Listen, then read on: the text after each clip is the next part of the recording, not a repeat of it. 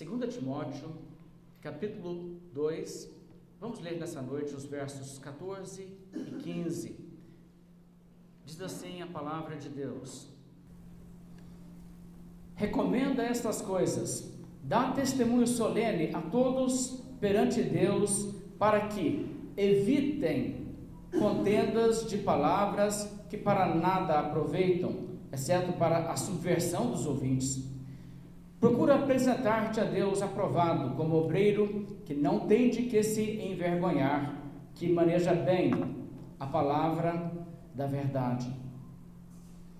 O apóstolo Paulo continua com essas palavras a sua orientação a Timóteo sobre como desempenhar seu papel na liderança da igreja cristã. As preocupações pastorais são muitas.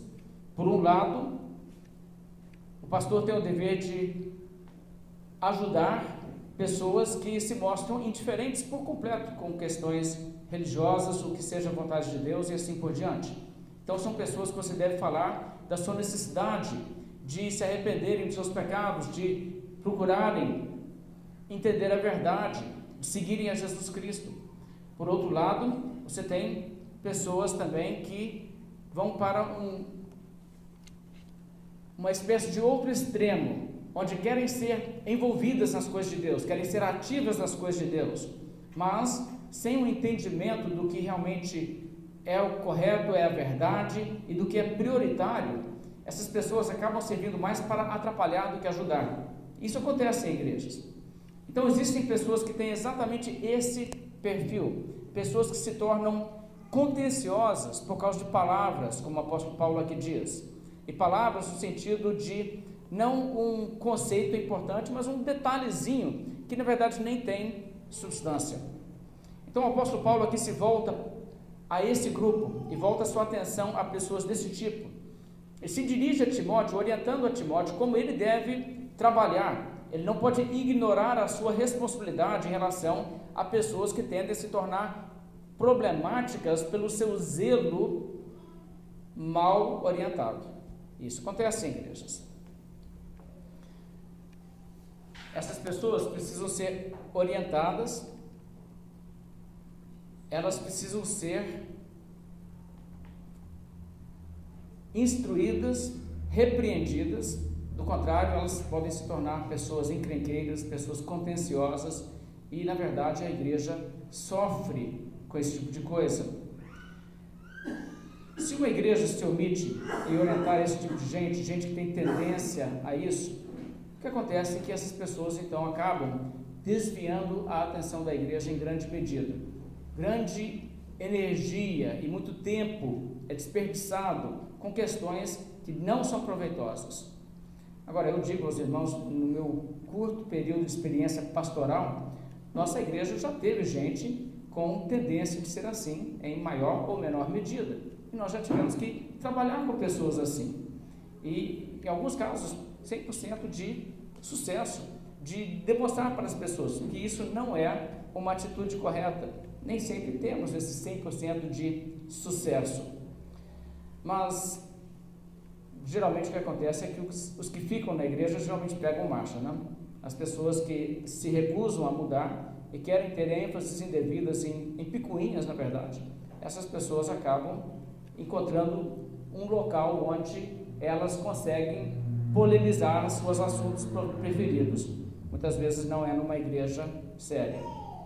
Mas o que acontece, irmãos, é que o apóstolo Paulo aqui está falando a Timóteo e ele dá instruções muito claras. Veja o verso 14. Recomenda essas coisas. Recomenda. Ou seja, fale sobre essas coisas de uma forma bem clara, de uma forma bem enfática. Estas coisas quais? As coisas que ele acabou de falar. Vamos então observar novamente os versos 11 a 13.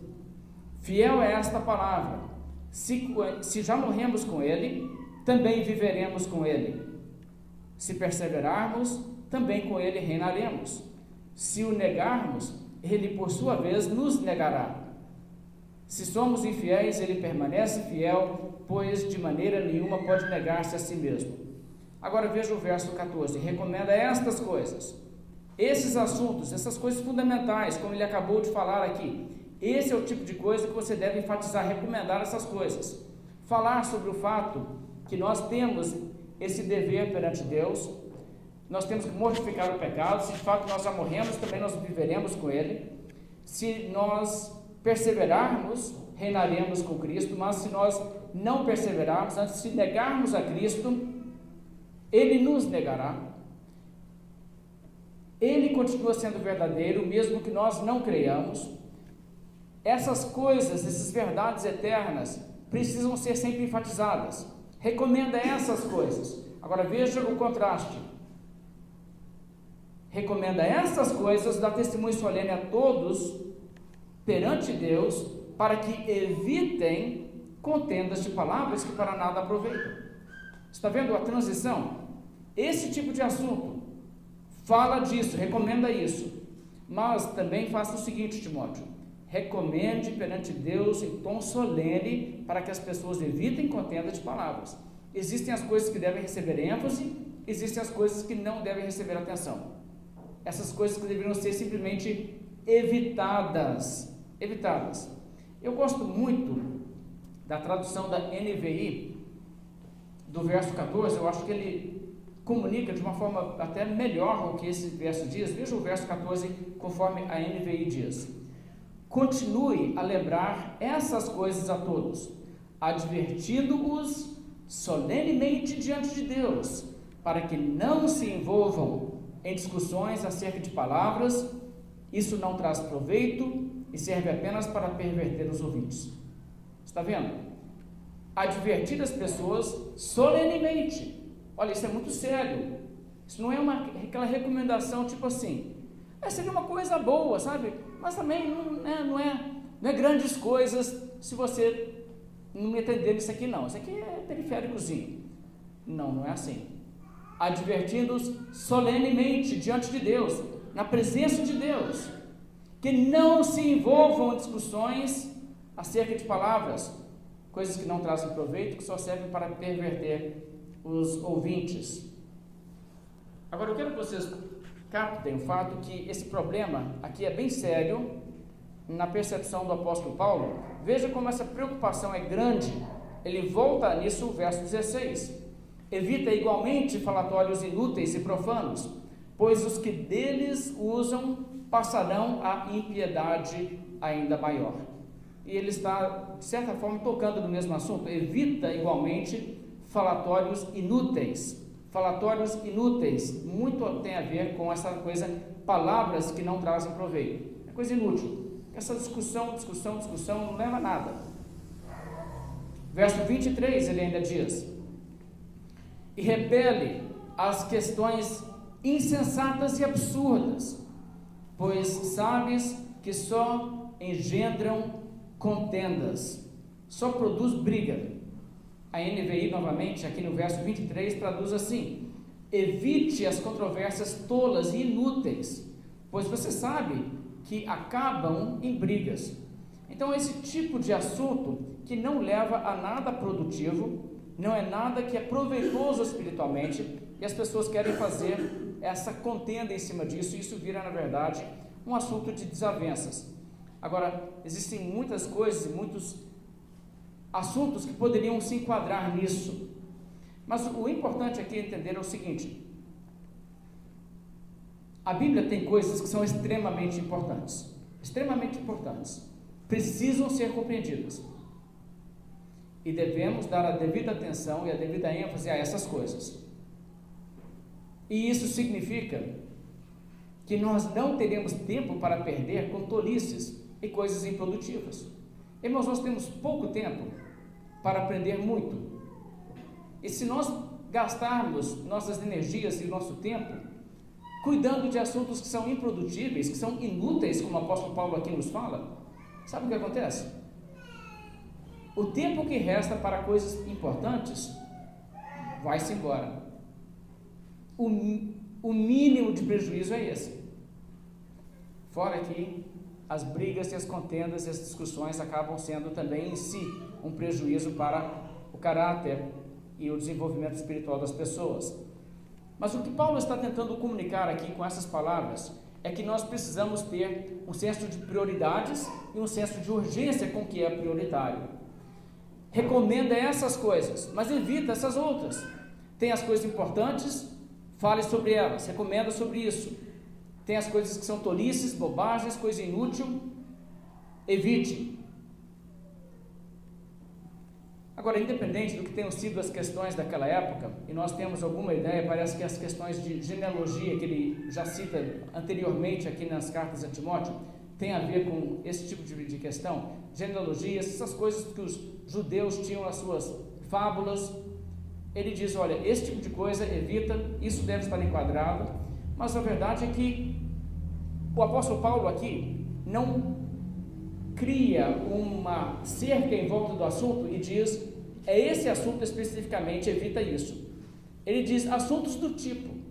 Então, se essas questões de genealogia não são, tipicamente não são hoje, questões que criam brigas e contendas e desse tipo de coisa, outras coisas sim, coisas que são totalmente improdutivas, nada a ver com entendimento bíblico, nada a ver com crescimento espiritual, nada a ver com a obra de Deus. Na verdade, a única coisa que faz é fomentar divisão, contenda, desentendimento, gente não se entendendo muito bem, gente se afastando. E olha, e tem pessoas que se tornam um ônus para a igreja. A pessoa entra para a igreja e ela gosta de uma briga, ela gosta de discutir, ela gosta de mostrar para o outro que ele está errado, sabe como? Ah, você acha que é isso? Te provei, tá vendo? Tem gente que tem uma satisfação em mostrar que o outro está errado. É uma coisa assim, sinistra. Agora, isso acontece às vezes, e pessoas então com esse espírito muitas vezes entram para a igreja e se elas entram para a igreja e a igreja lucra talvez com a participação dela, elas afastam 10 vezes mais pessoas do que elas têm condições de trazer por causa das suas atitudes. E isso é um problema. E gente assim tem que ser exortada, tem que ser até repreendida, para que se torne crente sério, para que não seja uma pessoa inútil, uma pessoa que é prejudicial para a igreja. Isso pode acontecer, acontece em muitos contextos. E eu vou dar alguns exemplos que se encaixam exatamente nesse tipo de coisa que Paulo está falando aqui, coisa que só gera discussão, que gera desentendimento e que é inútil e é improdutivo, que não leva a benefício algum em termos espirituais. Vou dar um exemplo. Um assunto que às vezes aparece é um assunto sobre a questão da tradução da Bíblia. Quais traduções são as devidas que deveríamos usar? Onde as pessoas, na verdade, não estão criticando traduções realmente defeituosas, com problemas sérios, mas estão implicando com questões de palavras. Exatamente o tipo de coisa que o apóstolo Paulo está falando aqui. Eu quero explicar o que eu quero dizer. Existem traduções que são perversões, existem adulterações absolutas da palavra de Deus. E alguns exemplos disso. A tradução do Novo Mundo, que é usada pelas Testemunhas de Jeová, na verdade é a traição do Novo Mundo, aquela coisa. Não é fiel. Eles arbitrariamente mudam palavras que não lhes agradam e colocam outra coisa simplesmente para mascarar o sentido da Escritura, onde o que a Bíblia diz está em confronto com o que eles ensinam. E isso, irmãos, é má fé ao extremo, coisa muito séria. Você não deve recomendar aquela Bíblia. É claro que muitos dos versos não são adulterados, né? Ou pessoas que estão na seita das Testemunhas de Jeová creem em muitas coisas que são verdades bíblicas, mas também distorcem alguns pontos que são fundamentais.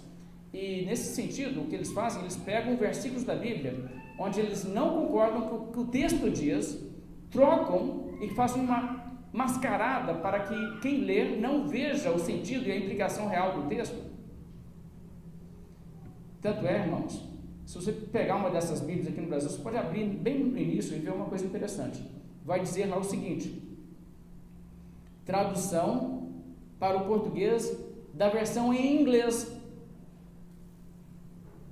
Aí eles colocam, né, para tentar dar uma melhorada na admissão, com constantes referências ao grego e hebraico. Agora, Sabe por que eles fazem a tradução para o português do inglês? Se você pegar pessoas aqui no Brasil e falar assim, pega o texto grego, pega o texto hebraico, traduz para o português, eles não vão saber onde que eles têm que mudar o texto para ficar igual o texto original do inglês, porque essa seita é americana, surgiu nos Estados Unidos, e eles fizeram a primeira versão da Bíblia para eles usarem. O Testemunho de Jeová tem que usar a versão deles, sabe? Se vocês pegarem qualquer outra Bíblia aí, dá problema. O indivíduo lá dentro vai começar a descobrir que tem coisa na Bíblia que não era para ele descobrir. Esse é o problema. Então, para a Bíblia ficar igual, ficar padronizada, eles não podem pegar as línguas originais, eles têm que traduzir do inglês. É isso que eles fazem. Então, esse é o tipo de coisa que, realmente, irmãos, é perversão da Bíblia. E vai dar contas a Deus quem mexeu com isso aí. Agora, fora isso, você tem outros exemplos. Pessoas hoje em dia estão fazendo algumas traduções da Bíblia, onde eles querem amenizar e até encobrir o que a Bíblia explicitamente fala contra pecados de ordem sexual, como conduta homossexual e outras coisas assim que a Bíblia censura, a Bíblia condena. E pessoas estão tentando tirar essas partes da Bíblia. Existem essas coisas aí, são raras. Provavelmente você não tem uma dessas na sua casa, não preocupa não. Tá? Mas você tem que saber que tem gente fazendo esse tipo de coisa. Agora, isso aí é uma coisa. Mas o que eu estou dizendo aqui é o seguinte: existem pessoas que defendem uma bandeira que é mais ou menos a seguinte: existem traduções da Bíblia que são falsificadas e levam a pessoa para a heresia. Só que as traduções que eles estão atacando são traduções boas. E as pessoas que estão falando isso tipicamente são pessoas que não sabem nada das línguas originais. Não têm nível nenhum para estar discutindo o assunto, estão querendo opinar. Isso é muito perigoso. Você sabe que eu uso a versão revista e atualizada da a tradução de João Ferreira de Almeida. Mas essa tradução é às vezes atacada por algumas pessoas como uma tradução falsa. Pessoas que são os defensores do texto tradicional, dizem, texto tradicional. O que eles querem dizer com isso? Eu vou ler para vocês um pedaço de um panfleto que alguém me deu alguns anos atrás, alguém muito preocupado comigo, porque eu uso a versão revista atualizada, me entregou um panfleto, querendo que, não sei, talvez salvar minha alma, mas esse texto fala o seguinte: o texto tradicional representa a esmagadora maioria dos cerca de 5.600 manuscritos hoje sobreviventes do Novo Testamento em grego, que concordam entre si e foram ininterruptamente usados por todas as igrejas fiéis, passando por Antioquia, Ásia grega, pelos valdenses desde os anos 120, próximos à Reforma, etc. Depois da invenção da imprensa, esse texto foi publicado por Erasmo e outros e passou a ser adotado por todas as traduções, para todos os idiomas, por todas as igrejas protestantes. As traduções do texto tradicional para o português incluem a tradução de João Ferreira de Almeida, de 1681, provavelmente você não teria muita capacidade de entender por causa do português arcaico. Almeida, revista e corrigida,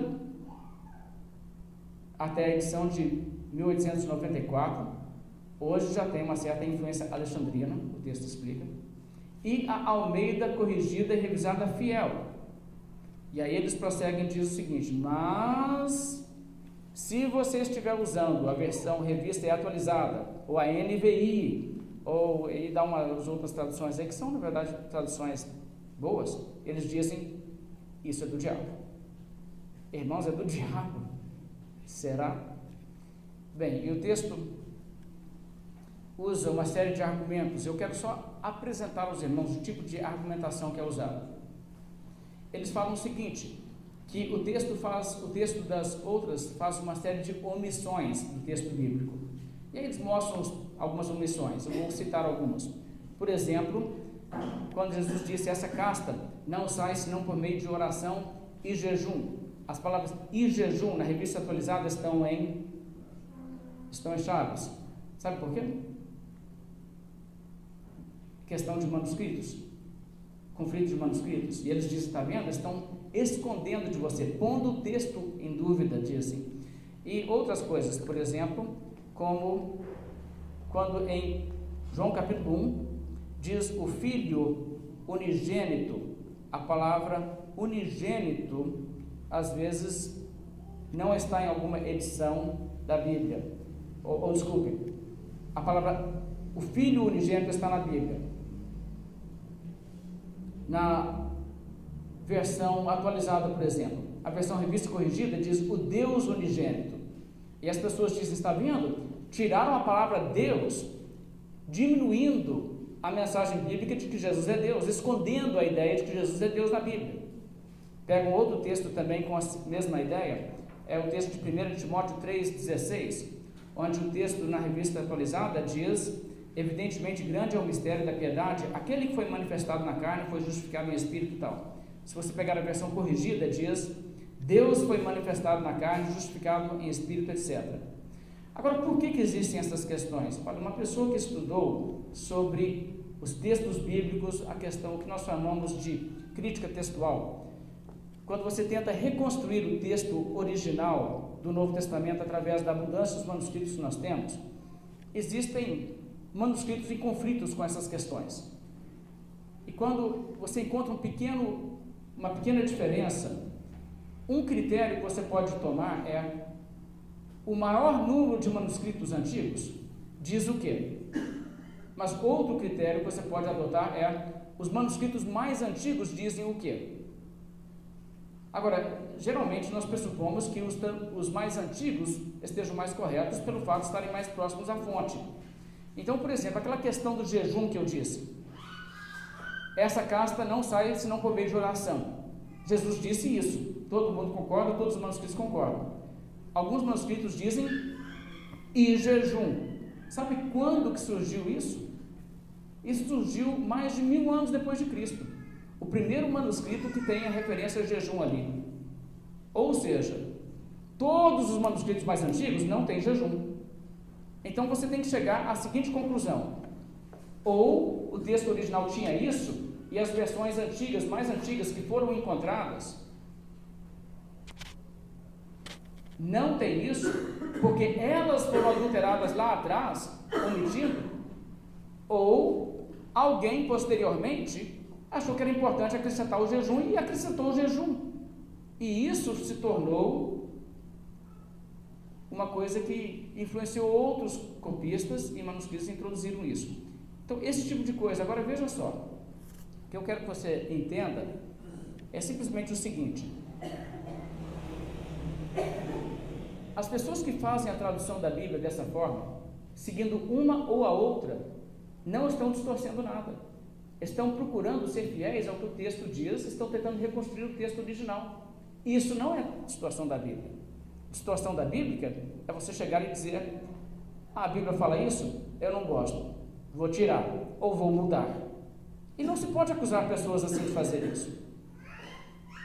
E vamos lá, com franqueza, se tem ali o e jejum ou não, vai fazer muita diferença? Ah, vai, que agora você não vai poder ser mais da igreja que você frequenta, né? Você vai descobrir que na sua igreja está seguindo a versão diferente da Bíblia. Se a outra estiver certa, você vai ter que mudar de religião. Ah, é? Não, irmãos, está vendo? Então, se a gente brigar sobre esse assunto por 5 anos, no final das contas, vai fazer o quê? Nós chegamos num consenso. Ah, muito bem, concordamos. E agora vamos pôr em prática. Como que nós pomos em prática? Não mudamos nada. É inútil. É inútil. Agora, por exemplo, a acusação que diz, as pessoas estão tentando encobrir a divindade de Jesus, como em 1 Timóteo 3,16 ou em João capítulo 1, o verso 18, tirando a palavra de Deus. De novo, novamente o que você tem é que os manuscritos mais antigos não têm a palavra de Deus. A palavra de Deus não está nos manuscritos mais antigos. Então, essa forma de avaliar e pesar qual seria a melhor forma de trazer para o português, levando em conta qual manuscrito mais antigo, é uma forma totalmente legítima de você avaliar. Agora, como eu sigo a versão que não tem a palavra Deus, eu ainda vejo Deus ali, no sentido. Então, nós que usamos essa versão da Bíblia, não estamos negando a divindade de Jesus. Agora, é possível que uma ou a outra seja a mais fiel ao texto original. Eu não vou entrar no mérito disso porque não faz diferença, porque no final de contas, os nossos irmãos, por exemplo, que insistem no texto tradicional, estão dizendo, mas aqui, Jesus é Deus. Estamos dizendo a mesma coisa, sim, Jesus é Deus. Agora, eu quero que você entenda uma coisa. Você quer ver um crente passar vergonha? Coloque ele diante de um membro de uma seita, despreparado, com uma Bíblia do texto tradicional, tipo uma revista corrigida ou fiel, para debater, por exemplo, com uma pessoa que é testemunha de Jeová. Ele está tentando evangelizar essa pessoa, ganhar essa pessoa para Jesus. E aí ele acha que ele provou a doutrina da verdade, da divindade de Jesus, usando um texto que no grego existe mais do que uma família de manuscritos. E ele não sabe disso. Na minha Bíblia está assim, na sua Bíblia está errado. Aí a testemunha de Jeová vai e mostra para ele, aqui, pelos manuscritos do grego, a minha está fiel às edições da Bíblia mais antiga, a sua que está errada. Ah, não, se faz isso com a pessoa, a cara dela cai no chão. Se é que ela não vira testemunha de Jeová. Ela pensa assim, me enganaram. É muito mais seguro e preferível você ter uma Bíblia que fala aquilo que nós podemos afirmar com certeza. Como, por exemplo, a que nós usamos aqui, que eu não estou tentando fazer propaganda dela, mas estou só dizendo isso. Se uma pessoa vê aquilo e diz assim, tá, o texto aqui diz isso, não tem a palavra de Deus aqui, não precisa ter a palavra de Deus aqui, tem uma opção de outros lugares, vamos nesses outros lugares, vamos provar, e aí você mostra, e você está embasado seguramente pelo grego, porque, irmãos, você não ganha pessoas para a verdade quando você volta nas fontes originais e a outra pessoa sente que ela ganhou o debate. Isso é perigoso. Isso sim é que abre as portas para o avanço das heresias. Então, eu prefiro totalmente seguir os manuscritos que estão, vamos dizer assim, em questões polêmicas assim, que estão naquilo que é mais seguro, para que nós não venhamos a nos defrontar com embaraços desse tipo, e não dar margem para as pessoas dizerem que nós estamos usando Bíblias adulteradas. Não seria o caso. Eu estou perfeitamente confortável usando o texto tradicional. Mas o que eu quero que vocês entendam é o seguinte: pessoas que querem contender sobre isso aí, a sua Bíblia é falsa, a sua Bíblia é do diabo. Irmãos, isso é muito sério. Deus está edificando tantas vidas com essas edições da Bíblia que as pessoas estão dizendo que é do diabo, só porque a pessoa não acha que existe ali uma palavra certa aqui e outra faltando ali, uma questão que é debate para erudito. Essa pessoa nem erudita é. A pessoa está totalmente fora de lugar. Nós não temos pessoas aqui com esse problema. Estou dando um exemplo.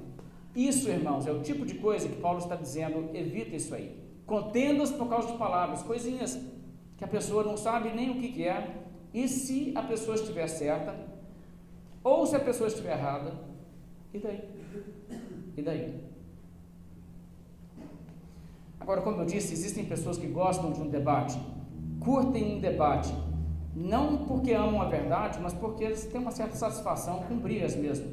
As pessoas adoram ver. E sabe, existe, por exemplo, um lugar para debates. Você pode ter um debate, por exemplo, entre um cristão e um muçulmano, um cristão e um ateu, alguma coisa assim, onde você tenta expor os pontos de vista para que tanto aquele que está debatendo possa ser exposto ao Evangelho, como que ouvintes que estão buscando a verdade possam também ouvir a apresentação do Evangelho e a mensagem do outro, para ver o que a pessoa consegue apurar disso aí tudo. Existe um lugar para isso, Mas existem algumas pessoas que simplesmente gostam de debater por debater. E gostam de assistir debates não porque estão tentando entender qual que é a verdade. Eu estou em dúvida sobre isso. Deixa-me ver uma apresentação de um lado e do outro para me ver quem realmente tem mais razão. Não, a pessoa já sabe. A pessoa gosta de assistir o debate para a pessoa ficar lá depois falando assim: ih, tomou na cara. É infantil. Chega a ser infantil. É inútil, irmãos. Então, cuidado com essa atitude. Deixa eu mostrar alguns labirintos especulativos de trivialidades inúteis que pessoas já fizeram causa de muito debate. Adão foi salvo? Sei lá. Não tem como provar se ele foi ou não foi. Tomara que sim.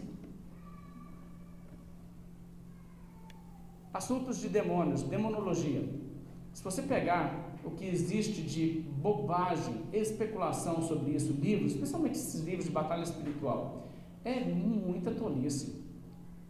E pessoas especulam sobre coisas onde eles nem têm condições de realmente afirmar nada. Dão nomes a castas de demônios e tudo mais, coisas que a Bíblia não ensina.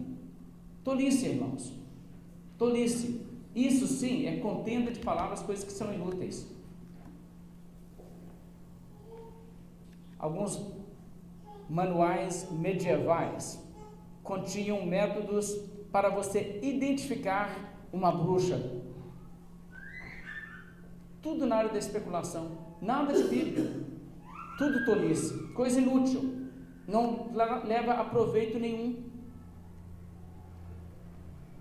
Existem pessoas que gostam de acreditar em códigos na Bíblia. E pessoas acham que existem códigos.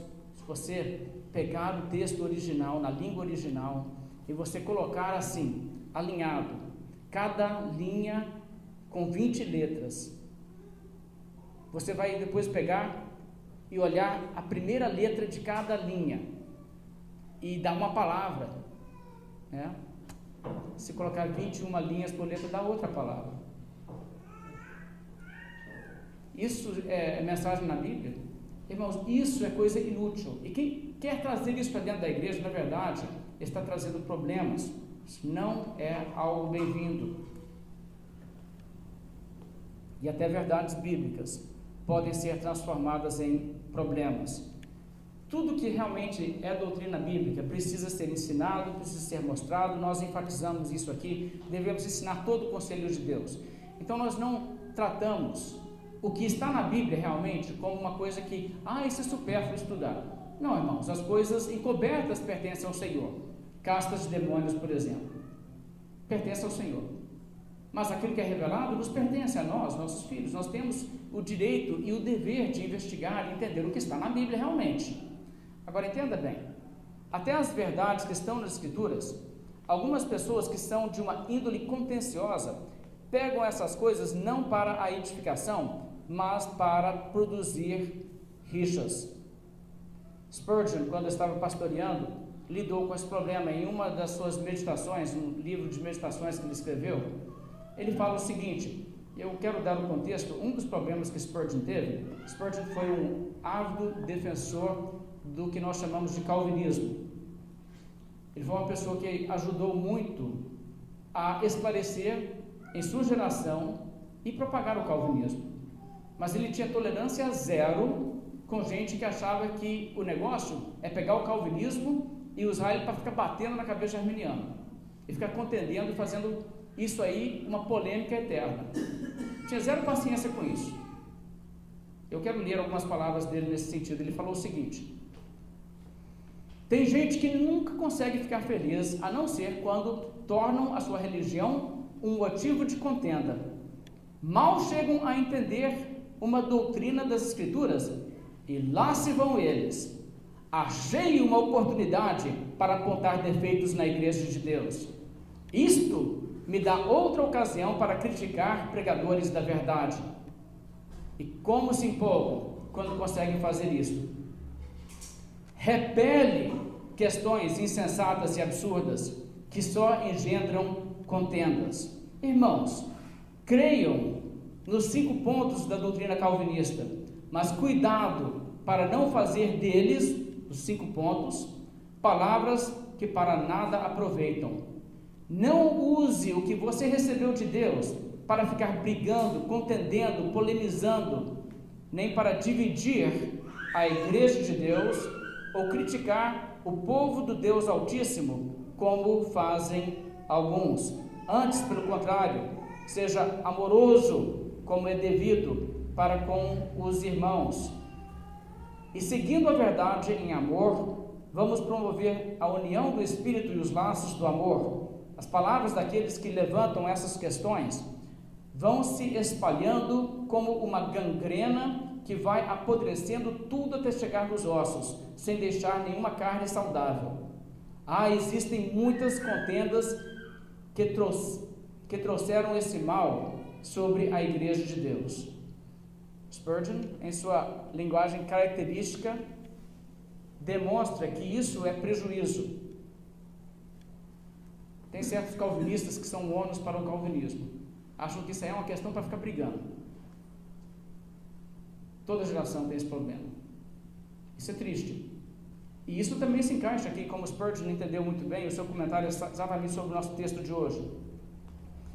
As pessoas precisam ser exortadas e orientadas a não se preocuparem com essas questões para ficar brigando, para ficar levantando rixas e contendas e dificuldades.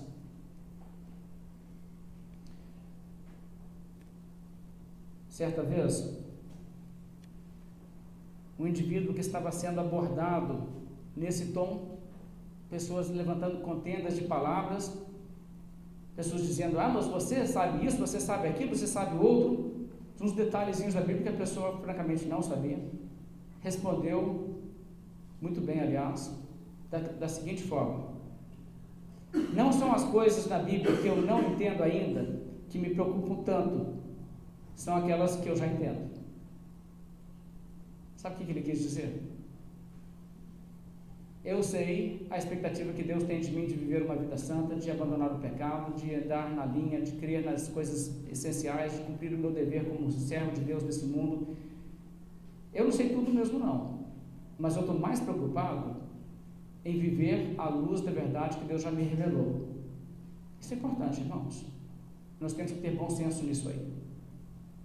Agora, é claro que eu não estou dizendo que nós não devemos nos importar com o que a Bíblia diz e não devemos usar a Bíblia para mostrar onde está errado.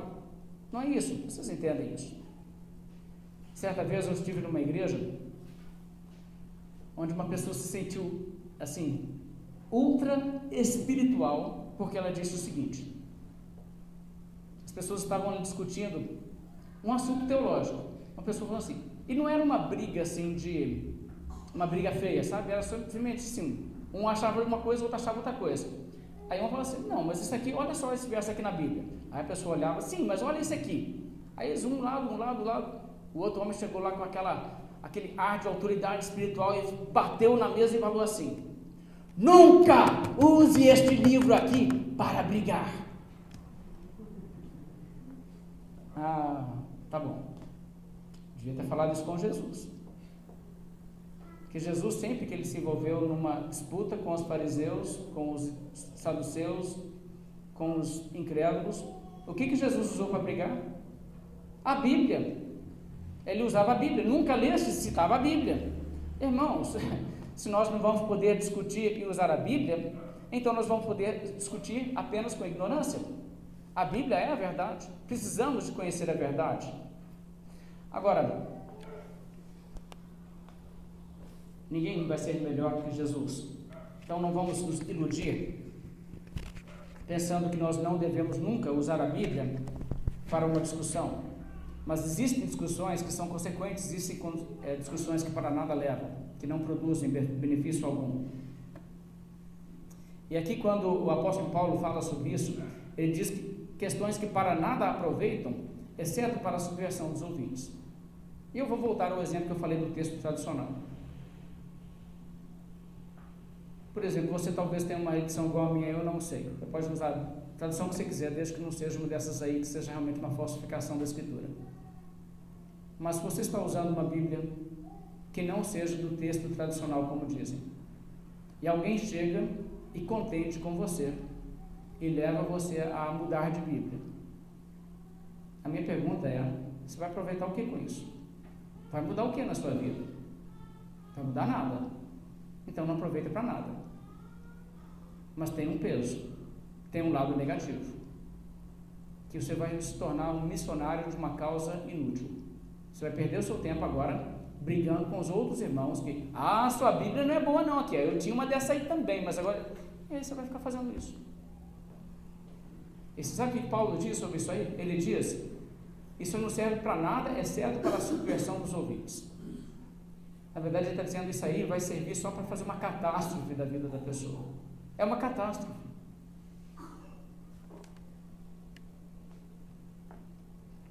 Então, uma vez que ele adverte sobre isso, e ele vai voltar a isso um pouco, nos versos mais adiante do que a nossa mensagem de hoje. No verso 15, o apóstolo Paulo volta o foco a falar sobre o que realmente é importante, o que é prioritário. Verso 15, ele então diz, procura apresentar-te a Deus, aprovado, como obreiro que não tem de que se envergonhar, que maneja bem a palavra da verdade. Veja só, procura apresentar-te a Deus. Você vai um dia se apresentar diante de Deus em juízo. Todo dia nós nos apresentamos a Deus e somos julgados, na verdade, por nossa conduta. Mas procura então se apresentar perante Deus como? Aprovado, como obreiro que não tem de que se envergonhar, que maneja bem a palavra da verdade, que maneja bem a Bíblia. Você maneja bem a Bíblia? Não é se você consegue achar o livro de Abacuque mais rápido do que a pessoa do seu lado. Não é isso que é manejar bem a Bíblia. A questão é, você usa a Bíblia corretamente? Você aplica ela corretamente? Você interpreta corretamente? Você entende o que ela diz? É isso que estamos aqui falando. Agora, todos nós temos que ouvir isso como uma verdade que se aplica diretamente a nós. Se você é um pastor, mais ainda, mas se você não é, de qualquer jeito, essa palavra é para você. Procura apresentar-te perante Deus aprovado como obreiro que não tem de que se envergonhar, que maneja bem a palavra da verdade. Então eu te pergunto, você maneja bem a palavra da verdade? Você conhece bem a Bíblia?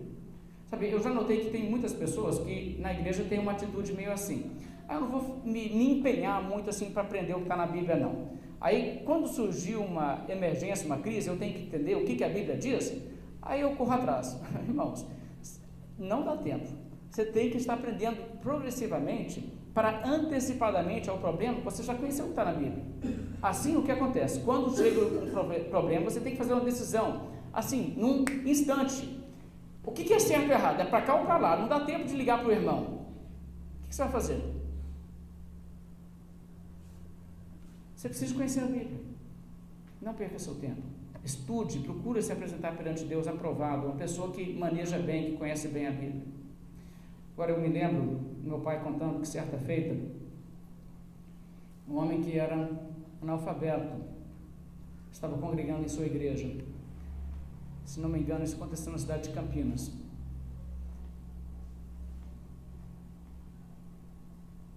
Esse homem começou a frequentar a igreja, ele não sabia nada do Evangelho. Pessoas estavam falando para ele, isso aí não tá, essa igreja aí não está certa não, você tem que estar não sei para onde. E ele falou com meu pai o seguinte, Senhor Moisés, eu não tenho condições nenhuma de saber o que está nesse livro aí, a não ser que o Senhor me fale a verdade. Já pensou que responsabilidade? Olha, irmãos, eu vou dizer uma coisa, isso é verdade para quase todo mundo que não é analfabeto, que as pessoas podem ler, mas as pessoas não conhecem, as pessoas não tiveram oportunidade de serem instruídas desde o berço sobre a palavra de Deus. Irmãos, quase todo mundo em Lafayette hoje, se resolver em casa, eu vou pegar a Bíblia para ler, eu vou entender esse negócio, pode passar 2 ou 3 anos ali dentro sem entender quase nada. A verdade é essa, que as pessoas não tiveram orientação, as pessoas não tiveram hábito, as pessoas não tiveram oportunidade. Então, uma coisa muito séria. E então o que importa? Importa que eu e você sejamos pessoas que manejam bem a palavra da verdade, porque vai haver aquelas pessoas que vão depender de mim para que eu as oriente. Haverá aquelas pessoas que dependerão de você. É o que você fala com alguém que vai explicar para a pessoa o rumo que ela tem que tomar. Você maneja bem a palavra da verdade? Você pode ser uma luz no caminho de alguém? Olha, você deveria ser. E se você não é, o peso está sobre você, de que a Bíblia te orienta a tomar a sério a oportunidade de estudar a Bíblia e aprender a Bíblia. Irmãos, é trágico. Há pessoas que sabem, acreditam, não, a Bíblia está certa, então, e nem aprendem. E um dia tem um amigo que poderia falar da verdade e não sabe o que falar. Às vezes é o filho. A pessoa não sabe nem orientar o próprio filho. Já pensou que trágico? Um dia pensar assim, puxa, eu poderia ter estudado a Bíblia, eu poderia ter ensinado ao meu filho a verdade, para ele soubesse a verdade. Isso, irmãos, é muito sério. É muito sério. Então, quando o apóstolo Paulo fala sobre isso, ele diz: você tem uma responsabilidade de se apresentar perante Deus em julgamento pela maneira em que você maneja a palavra da verdade, a Bíblia. Como você maneja a Bíblia? Eu gostaria de demonstrar que esse verso 15 pressupõe algumas coisas que deveriam ser óbvias, mas estão bem claramente pressupostas aqui. Primeira coisa, o pastor não é inspirado por Deus quando ele fala, e ele não é infalível. Isso está pressuposto aqui. Por que isso? Timóteo é um pastor, certo? Ele é um líder na igreja. Então, o que o apóstolo Paulo diz para Timóteo? Timóteo, cuidado, procura apresentar-te perante Deus aprovado, como obreiro que não tem de que se envergonhar. O que isso deixa implícito? É possível que Timóteo faça uma mazela da coisa toda. Ele não é inspirado, ele não tem uma garantia de Deus que quando ele ocupa o púlpito, abre a Bíblia, só sai coisas certas. Irmão, se alguém está acreditando nisso aí, me explica, como é que tem esse tanto de igreja diferente? Faz sentido. Nós somos falíveis. A Bíblia não é. Mas se nós não entendermos corretamente, nós podemos realmente prejudicar a nós mesmos e aos nossos ouvintes. E o que o apóstolo Paulo está dizendo, olha, o pastor não é inspirado, Timóteo, você não é, você não vai ter uma garantia que o Espírito Santo vai guiar a sua boca quando você fala, para que quando você ensine, você não cometa nenhum erro. Então, sabe o que você tem que fazer, Timóteo? Estuda, empenha, esforce, faça o que é necessário para que você não cometa erros. Primeiro pressuposto. Segundo pressuposto. O pressuposto aqui é que existe um sentido correto na Bíblia. Cada texto tem um sentido, pode ter várias aplicações, mas o sentido é único e tem um sentido correto. E por isso, se você não entende o sentido correto, ao invés de manejar bem a palavra da verdade, você vai manejar mal. Você vai acabar fazendo mau uso da Escritura. E isso pode ser numa questão muito grave, ou pode ser numa questão de menos consequência. Mas em qualquer caso, não queira errar. Mas o terceiro pressuposto, e eu acho que isso é o mais importante, o pressuposto desse verso é que é possível chegar no entendimento correto da Bíblia. É possível. Se não fosse possível, era para jogar os braços para cima e dizer fazer o quê, né? A Bíblia é um livro difícil. Mas quando o apóstolo Paulo fala nesses termos, procura apresentar-te perante Deus aprovado, o que ele está dizendo é, Timóteo, se empenhe, se esforce, porque é possível. Você pode ser aprovado, mas não acontece automaticamente. Então, o pressuposto de que é possível você progredir e entender melhor a Bíblia, isso está subjacente aqui nessa palavra. E nós temos que acreditar nisso. Existem pessoas que não acreditam que a Bíblia pode ser compreendida. Isso é um pressuposto falso. O pressuposto correto que o apóstolo Paulo aqui tem é que não é automático, não é fácil, mas é possível. Agora, se você se empenhar, eu quero entender a Bíblia, eu me esforço, eu leio, eu procuro aprender com quem realmente sabe. O que vai acontecer? Eu vou começar a entender mais a Bíblia e eu vou ter progresso. E eu não vou passar tanta vergonha.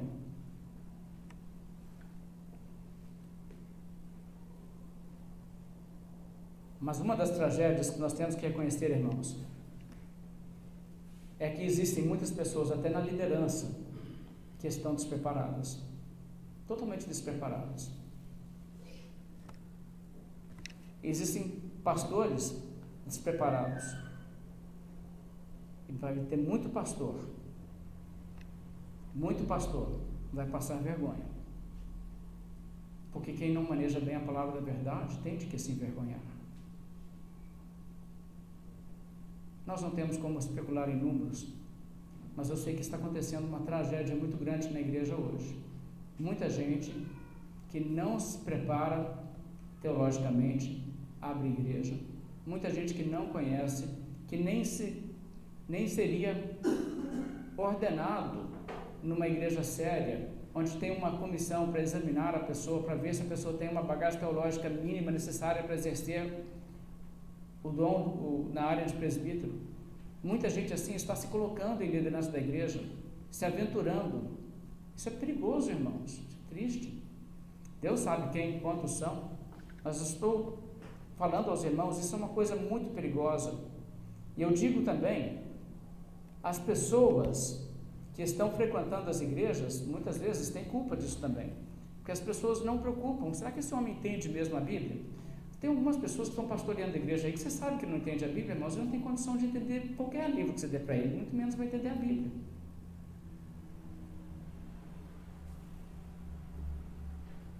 E algumas pessoas têm uma identificação com pessoas assim e pensam assim, ele é uma pessoa simples, eu também sou uma pessoa simples, eu me identifico com gente assim, eu quero um pastor assim. Irmãos, procure um pastor que entende melhor da Bíblia, é o mínimo. Não procure um pastor que, sei lá, você sente assim, esse não é uma pessoa que tenha uma identificação comigo, porque cresceu na mesma rua que eu cresci, e é um cara que eu conheço desde criança. É ótimo se for uma pessoa qualificada, mas isso não é critério. O critério é, o homem conhece bem a palavra de Deus, ele maneja bem a palavra de Deus. Irmãos, isso é muito sério. Veja em Tiago, capítulo 3.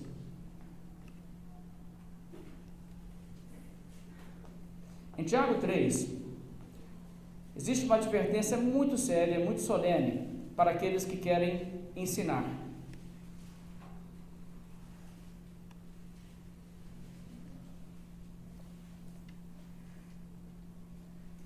Tiago capítulo 3, o verso 1, a Bíblia fala assim: Meus irmãos, não vos torneis muitos de vós mestres, sabendo que seremos julgados de forma mais severa.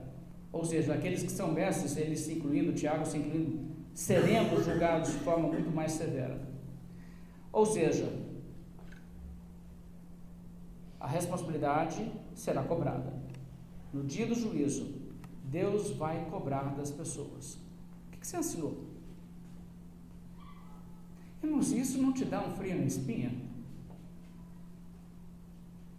Não mexa com ensinar, porque isso deve te dar bastante que preocupar.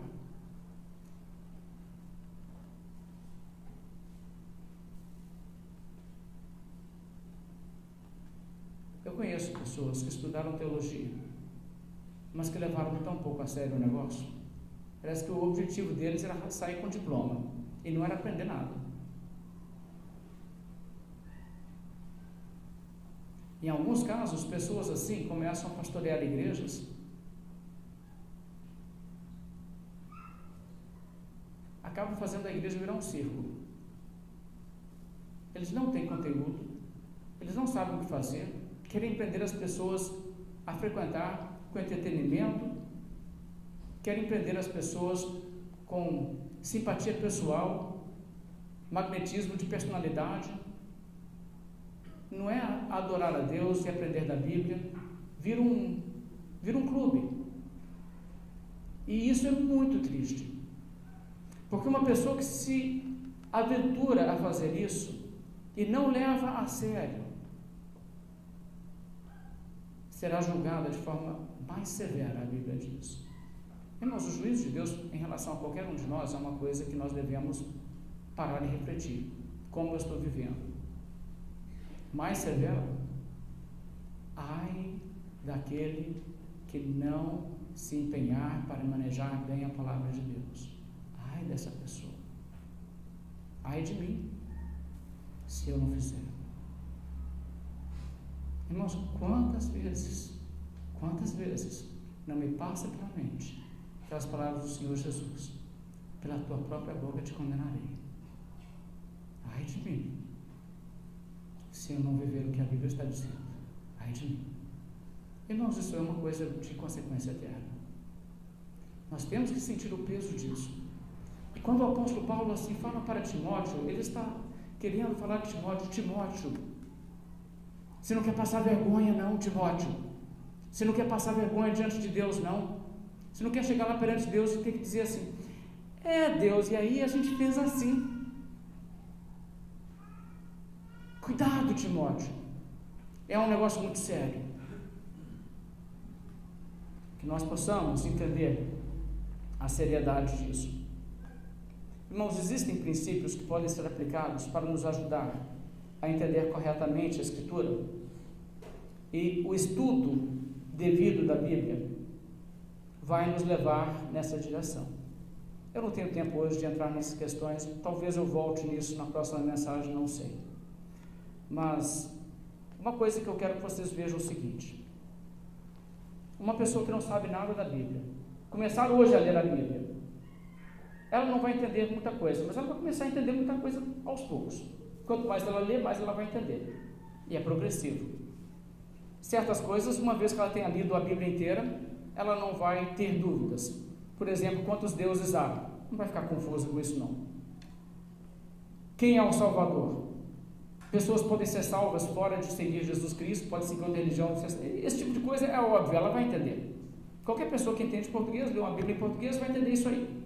Não vai errar não. Se você encontra uma pessoa que está aí dizendo assim: é o seguinte, você pode ser de qualquer religião, você pode ser um budista sincero e ser salvo, você pode ser um cristão sincero e ser salvo, você pode ser um judeu sincero e ser salvo. Qualquer pessoa que está falando sobre isso aí, ele não entendeu a Bíblia ou não crê na Bíblia. Não vem me dizer que ele leu a Bíblia e entendeu isso, que não tem como. Não entendeu não. Isso aí é o tipo de coisa assim, que é muito fácil de entender. O que vem depois da morte? É o fim da existência humana? O corpo vai ressuscitar um dia? Sabe, o mínimo que uma pessoa vai entender, ela vai saber responder isso aí. A quem devo dirigir minhas orações? Irmãos, ninguém vai ler a Bíblia, chegar no final da Bíblia e falar assim: entendi a Bíblia, eu posso orar para quem eu quiser. Não, oração é só para Deus, só tem oração para Deus na Bíblia. Pessoa que fala assim: eu leio a Bíblia, eu creio na Bíblia e está orando para Maria, irmãos, entendeu nada não, nem está tentando, nem está tentando. Se ela estivesse tentando, ela ia ver, essa prática não tem na Bíblia não, esse negócio de orar para santos, isso não tem na Bíblia não, isso aí não é sinceridade não.